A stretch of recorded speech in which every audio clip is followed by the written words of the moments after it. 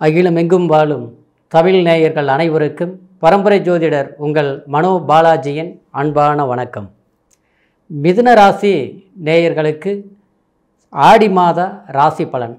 இந்த தமிழ் ஆடி மாதம் அப்படிங்கிறதுங்க ஜூலை மாதம் 17ஆம் தேதியிலிருந்து ஆகஸ்ட் மாதம் 16ஆம் தேதி வரைக்கும் வரக்கூடிய இந்த ஆடி மாதம், இந்த மாதத்தில் கிரக நிலைகள், கிரக பெயர்ச்சிகள், இதை சார்ந்து உங்களுடைய மிதுன ராசி நேயர்களுக்கு எந்த அளவுக்கு ஒரு சாதகமான ஒரு நல்ல பலன்கள் நமக்கு கிடைக்க போகுது அப்படிங்கிறத பற்றி தாங்க இந்த பதிவில் இப்போ நம்ம பார்க்க போகிறோம்.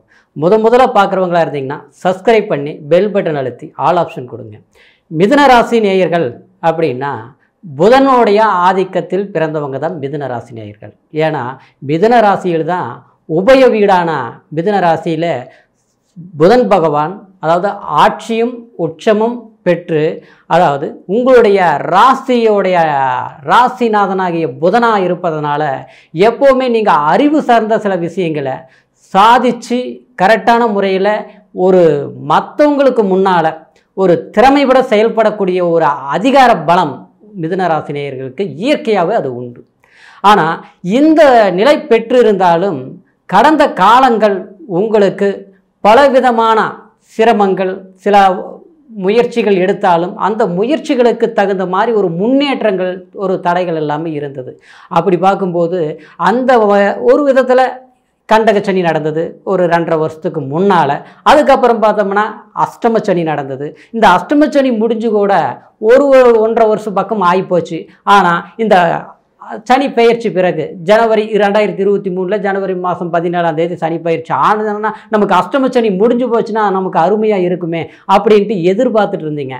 ஆனால் இந்த 1 வருட காலமும் பார்த்துட்டோம்னா ஒரு பெரும் விதத்தில் நமக்கு ஒரு மாற்றங்கள் கிடைச்சதா அப்படின்னா மிதுன ராசி நேயர்களுக்கு எதிர்பார்ப்புகள் மட்டும்தான் இருந்ததே தவிர அந்த எதிர்பார்ப்புகள் நமக்கு சாதகமான முறையில் எந்த ஒரு நிலைப்பாடுகள் இல்லை. அதற்கு காரணம் என்ன அப்படின்னு பார்த்துட்டோம்னா கிரக அமைப்புகள் தாங்க காரணம். அதாவது அந்த விதத்தில் இப்போ உங்களுக்கு இந்த ஆடி மாதத்தில் பொறுத்த வரைக்கும் நமக்கு எத்தனையோ சில தடைகள் வந்தது. மிதுனராசி நேயர்களுக்கு முயற்சிங்கிறது ஒரு விதத்தில் ஒன்று நடக்கலைன்னா கண்டிப்பாக நீங்கள் விட மாட்டீங்க. இது ஏன் சரியாக வரல, இது ஏன் சரிப்படுத்த நம்மளால் செய்ய முடியல, அப்போ அடுத்த கட்டத்துக்கு நம்ம எந்த மாதிரி முயற்சிகள் எடுக்கலாம் அப்படிங்கிற ஒரு திறமை அப்படின்னா ஒரு சிந்தனை கண்டிப்பாக மிதுன ராசிகளுக்கு உண்டு. ஆனால் அந்த முயற்சிகளும் நீங்கள் மென்மேலும் முயற்சிகள் எடுத்தாலும் அதுக்கு வளர்ச்சிகள் இல்லாத அளவுக்கு போயிருச்சு.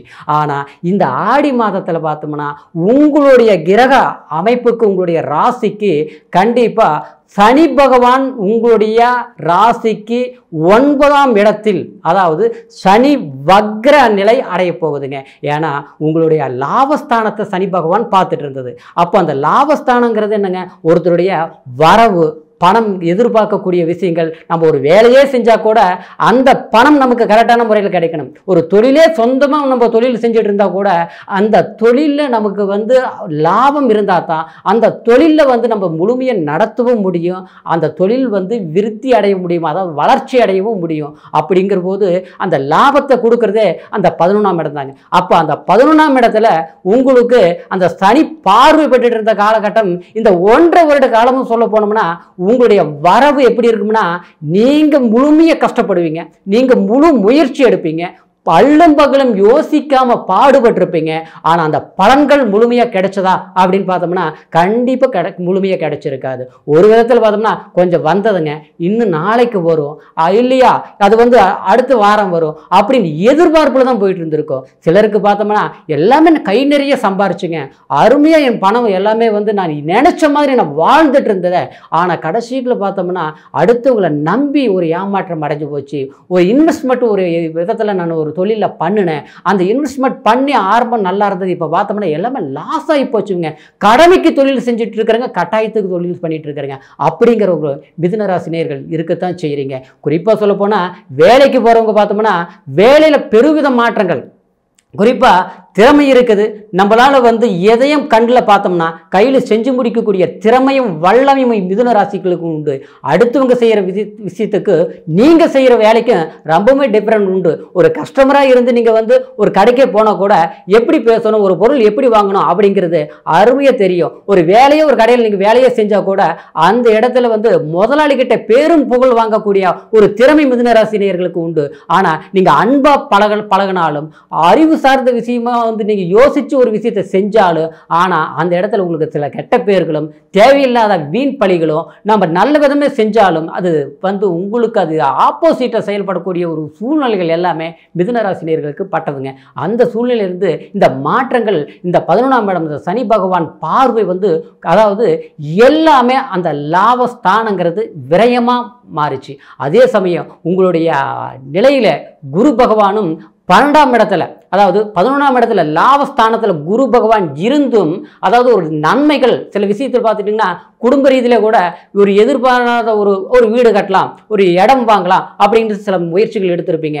ஆனால் கண்டிப்பாக சிலர் பார்த்தோம்னா நான் ஒரு இடம் வாங்கினுங்க, அதிலிருந்து ரொம்பவுமே கடன் பிரச்சனைகள் அதிகமாகி போச்சு, கடைசிட்டு அந்த இடத்தையும் இப்போ விற்கக்கூடிய ஒரு சூழ்நிலைகள் ஆகிப்போச்சு அப்படிங்கிற ஒரு தடுமாற்றங்கள் எல்லாமே கொடுக்கக்கூடிய ஒரு சூழ்நிலைகள் ஆகிருக்குங்க. இந்த நிலையில் இருந்து நீங்கள் மாறுதல் அடையக்கூடிய ஒரு வாய்ப்பு இப்போ இந்த நிலை கண்டிப்பா சனி பகவான் அதாவது வக்ர கதி அப்படிங்கிற போது அதாவது சனியோடைய இயல்பு நிலை மாறாக செயல்பட போகுதுங்க. அப்போ அந்த 11ஆம் இடத்தை பார்க்கும்போது எதிர்பாராத தனவரவு எதிர்பாராத அளவுக்கு நமக்கு வந்து ஒரு நல்ல மகிழ்ச்சியான சந்தோஷமான சில செய்திகள் நிச்சயமா உங்களுக்கு கிடைக்கத்தான் போகுதுங்க. அதே சமயத்தில் இந்த குரு பகவான் 12ஆம் இடத்துல இந்த ஆடி மாதத்தில் முழுமையா அதாவது இருக்க போகுதுங்க, செவ்வாயோட இருக்க போகுதுங்க. அப்போ இந்த குரு பகவான் கரெக்டா 5ஆம் பார்வையா உங்களுடைய ராசிக்கு 4ஆம் இடத்தை சுகஸ்தானத்தை பார்க்குதுங்க. அப்போ சுகஸ்தானத்தை பார்க்கும்போது தாயார் சம்பந்தப்பட்ட சொத்து, தாயார் சம்பந்தமான உடல் ஆரோக்கியத்தில் முதல்ல நம்ம ஹாஸ்பிட்டலு மருத்துவம் குடும்ப ரீதியில் வந்து ஏதாவது விரைய செலவுகள் அதாவது தெண்ட செலவுகள் நம்ம ஒரு கணக்கு போட்டு வச்சிருப்போம் 10 ரூபா, கடைசிட்டு பார்த்தோம்னா அது ஒரு மருத்துவத்துக்கு செலவு பண்ணுறது அப்படியே பார்த்து நமக்கு சரியாகலையே அப்படிங்கிற சில பிரச்சனைகள் எல்லாமே கண்டிப்பாக குறைய போகுதுங்கிறத விட முழுமையை தீர்த்துக்கு உண்டான வாய்ப்புகளே ஏற்பட போகுதுங்க. ஏன்னா அந்த 4ஆம் இடங்கிறது ஒரு மனிதனுக்கு சுகஸ்தானம், தாயார் ஸ்தானம். அப்போ தாய் வழி சொத்து சம்மந்தப்பட்டதும் அதே மாதிரி வீடு வண்டி வாகனம் ஒரு ஆடம்பரத்தை கொடுக்கக்கூடியது அந்த 4ஆம் இடம் தாங்க. அதே சமயம் குழந்தைகளுக்கே பார்த்துட்டா கூட கல்வி சம்மந்தப்பட்டது நம்ம குழந்தைகளை ஒரு அளவுக்கு நல்லா படிக்க வைக்கணும் அப்படின்ட்டு பெற்றவர்கள் ரொம்ப முயற்சி எடுத்துருப்பீங்க. ஏன்னா மிதுன ராசி நேயர்கள் பொறுத்த வரைக்கும் எப்போவுமே தன்னுடைய குடும்பம் ஒரு நல்ல ஒரு தரத்தில் கொண்டுட்டு போய் தான் கஷ்டப்பட்டாலும் தன்னுடைய குடும்பம் 4 பேர் மத்தியில் ஒரு கௌரவமாக ஒரு செல்வாக்கா இருக்கணும்னு நீங்கள் நினைப்பீங்க.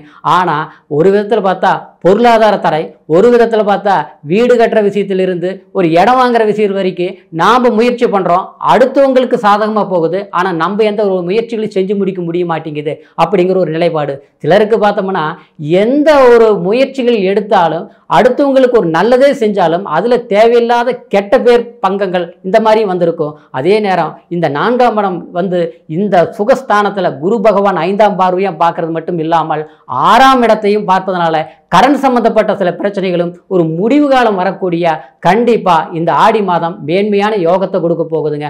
அப்படின்றதுனால நிச்சயமா இந்த ஆடி மாதம் தேவாலயங்கள் போறது, கோயிலுக்கு போய் உங்களுடைய நட்சத்திரத்துக்கு அர்ச்சனைகள் பண்றது, அதே சமயத்தில் முன்னோர்களுக்கு சம்பந்தப்பட்ட அதாவது கர்ம பலன்களை அதாவது சில பேருக்கு கெட்ட சொப்பனங்கள் அடிக்கடி வர்றது, சில காரியங்களை தடைகள் ஆகிறது அப்படிங்கிறதுனால அதாவது ஒரு கங்கை அப்படின்னா ஒரு ஆற்றங்கரையில் இல்லையா வந்து ஒரு குளம், அதே மாதிரி நம்மளுடைய ஒரு அமாவாசை ஆடி அமாவாசைக்கு ஒரு கோயிலுக்கு போய் குடும்ப பெயர்களுக்கு அல்லது வந்து மிதுனராசினியர்களுக்கு குறிப்பாக தன்னுடைய நட்சத்திரத்துக்கு அர்ச்சனைகள் செஞ்சுட்டு வரும்போது கண்டிப்பாக இந்த தடைப்பட்ட காரியங்கள் நிவர்த்தியாகும். சில எதிர்பார்க்கக்கூடிய விஷயங்களும் சாதகமான முறையில் செஞ்சு முடிக்கக்கூடிய ஒரு அமைப்புகள் கட்டாயம் ஏற்படுங்க. மிதுனராசி நேயர்களுக்கு பொறுத்த வரைக்கும் இந்த ஆடி மாதம் கண்டிப்பாக ஒரு சுகமான மாதம், எதிர்பார்க்கக்கூடிய விஷயங்கள் சாதகமாக முடிக்கக்கூடிய மாதமாக இருப்பதனால முயற்சிகள் பண்ணுங்க, கண்டிப்பாக வளர்ச்சி நிச்சயமாக உண்டுங்க. இப்போ நான் சொன்னது எல்லாமே கோச்சார பலன்க. இந்த கோச்சார பலன் உங்களுடைய அதாவது இப்போ இருக்கக்கூடிய கிரக நிலைகளை வச்சு நம்ம சொல்லியிருக்கிறோமுங்க. அடுத்தது என்னென்னா உங்களுடைய பிறப்பு ஜனன ஜாதகத்தை ஒரு முறை பார்த்துக்குங்க. ஏன்னா அதில் என்ன திசை புத்தி நடக்குது, என்ன லக்னம் அப்படிங்கிறது தகுந்த மாதிரி சில மாற்றங்கள் ஏற்படுங்க. உங்களுடைய ஜாதகத்தை எங்கிட்ட பார்க்கணும்னு நினச்சிங்கன்னா கீழே இருக்கிற நம்பருக்கு ஃபோன் பண்ணி உங்களுடைய பிறந்த தேதி, பிறந்த நேரம், பிறந்த ஊர் மூணையும் தெரியப்படுத்தி முழுமையான பலன்களை தெரிஞ்சுக்கிட்டு எதிர்கால தேவையான வளர்ச்சிகள் கண்டிப்பாக இருக்கும் அப்படிங்கிற ஒரு வாழ்த்துக்களோட மீண்டும் அடுத்த பதிவில் சந்திக்கிற வரைக்கும் நன்றி, வணக்கம்.